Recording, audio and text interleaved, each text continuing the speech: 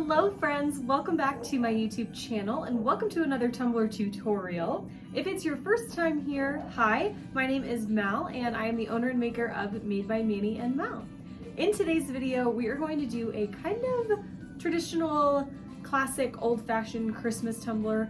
Of course, we're gonna add a few little extra elements to zest it up a little bit, and I really hope you guys enjoy it. I had a lot of fun putting this tumbler together, and it definitely wasn't what I thought it was gonna be in the beginning, but sometimes you just gotta go with the flow, you know? As always, I'll have a full list of all the supplies I'm using in this video down below in the description box. I'll also have some coupon codes for you, as well as links to all of my social media pages, so my Instagram, TikTok, Pinterest, Facebook, all of that, my Facebook group, as well as my exclusive mentorship group, MBMM Elite. If you'd like to join my mentorship group, it's an exclusive community that receives additional content from me. I give out SVGs every month, I do an exclusive tutorial every month, and I go live every week in the Facebook group. We do cup swaps and a monthly challenge and all kinds of fun stuff in there. So if you want to sign up, you can go to madebymaniandmal.com/MBMM Elite, and you can sign up at any time. You don't have to wait till the first of the month to get in on the fun. Okay, I think that's it. I really hope you guys enjoy the video. Let's go.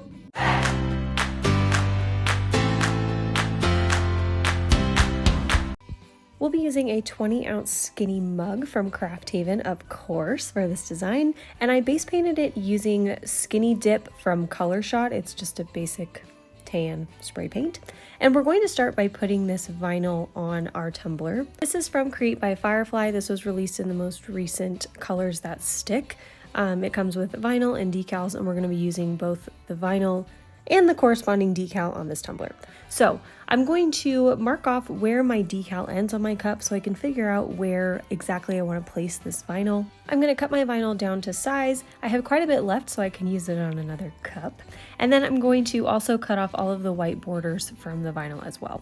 So this would be like a million times easier if I just decided to put the vinyl like right underneath the handle, but you guys know I like to make things a little bit harder for myself. So I'm going to intersect a little tiny bit of the vinyl with my handle. I'm going to show you a little bit of a different way that you can achieve this. Now, typically I would start my vinyl wrap on one end of the handle and then bring it all the way around to the other side and then wrap the vinyl around. But I wanted to just try a different technique, show you a different way to do it, and see how it worked out. So I lined my vinyl up where I want it, and then I cut a little notch out of it so that the vinyl will fit right around the handle. And then I'm going to basically apply my wrap the exact same way that I normally would. I'm going to remove a little bit of the backing from my vinyl and then place this side with the little notch cut out of it onto my cup first, wrap it around, make sure everything lines up correctly, and then smooth the vinyl onto the cup with my vinyl scraping tool.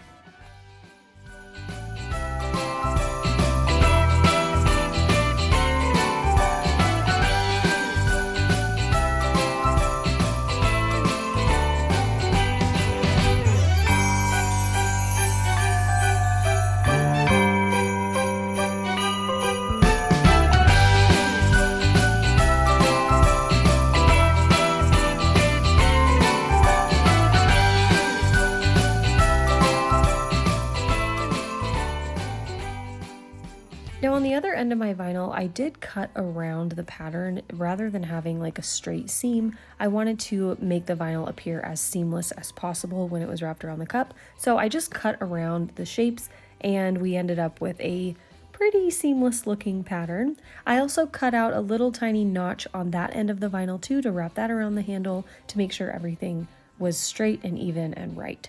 Then at the bottom of the cup, I just with my craft knife cut off any excess and then used my cup edging tool from Cami Page Boutique to get off all of this little excess vinyl around the bottom here so none of it is hanging off.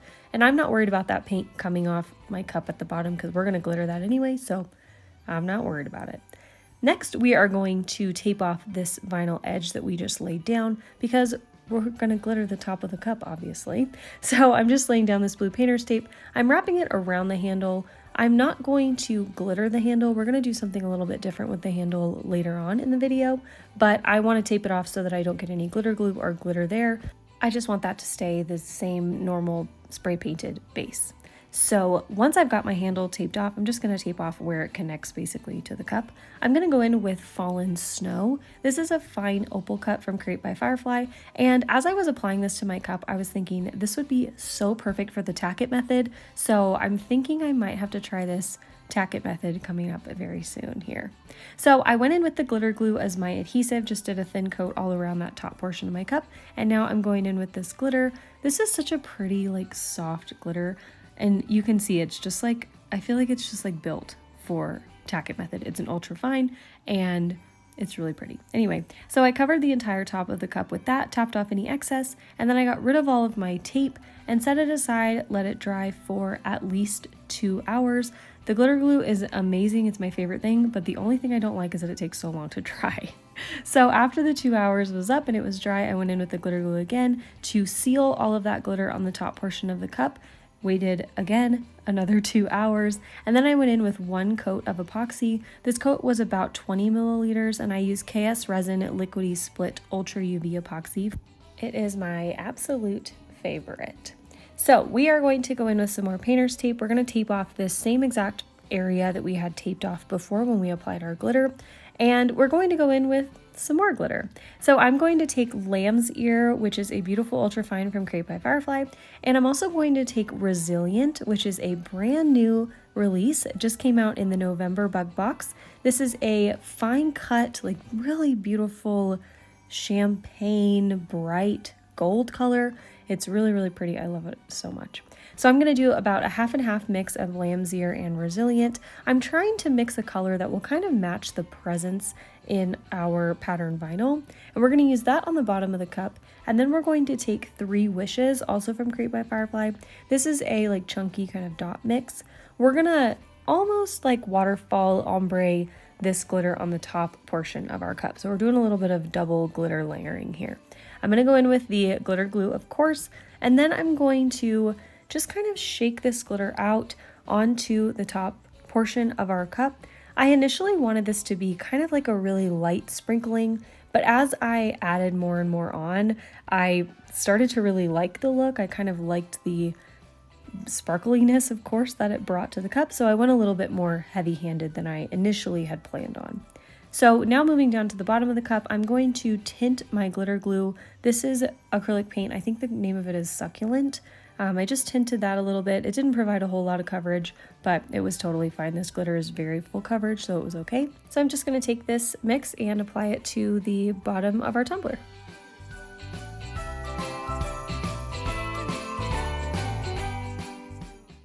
I waited another 2 hours for everything to dry, and then I went in and smushed down all of this dot glitter up here. The only thing that's annoying about this chunky glitter is that it's really hard to get it to lay flat. So you want to roll your cup on some scrapbook paper or parchment paper, whatever, tap it down with your finger. Whatever you can do to get it to lie as flat as possible before you epoxy will make your life so much easier. I'm then going to go in and seal all of my glitter with the glitter glue again, and then go in with 2 coats of epoxy. These coats were really, really thin. I think I did maybe like 10-ish milliliters for each coat.